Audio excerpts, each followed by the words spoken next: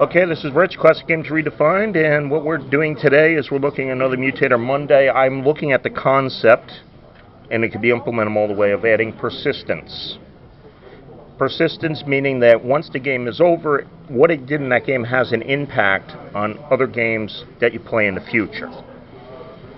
You start off here with your classic chessboard. We can set it symbolic of having a gamer rating and pretty much ELO rating.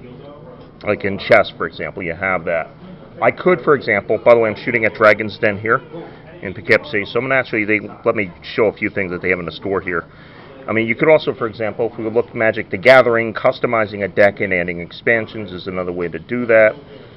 But that's kind of a little bit different. Actually, we're looking at what we have here and impact the game. For example, let's take another of the classic examples here, which if you go in here, like Dungeons & Dragons, your classic role-playing game, for example, where the characters had stats and leveling up. That's actually a form of persistence that you could have in a game.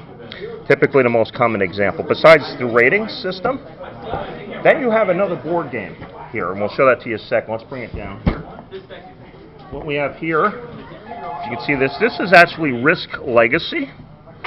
And Risk Legacy was a game that you play, and as you're playing, the board changes. So what you have here is when you're given to think about doing game design, adding persistence to it, what you think about doing with the game is what you want to have is that as players play the game, they impact how the game plays by what they did. There's carryover between games. So there's other ways to do this. I mean, you could, for example, let's say you were doing a campaign of, let's say, chess, and you could take a risk map, and maybe add other games. What you do is you would battle over the map, give players certain advantages, change the example, and customize the map so that between games it carries over. It affects the metagaming by giving people incentives and goals to shoot for and puts it in a more meaningful context. I'm sure there are other ones here. These are just major ones they have now, and it's just a suggestion I'm putting out there. So, yeah, that's about it. I pretty much want to thank you for watching this, and may your die always roll 5.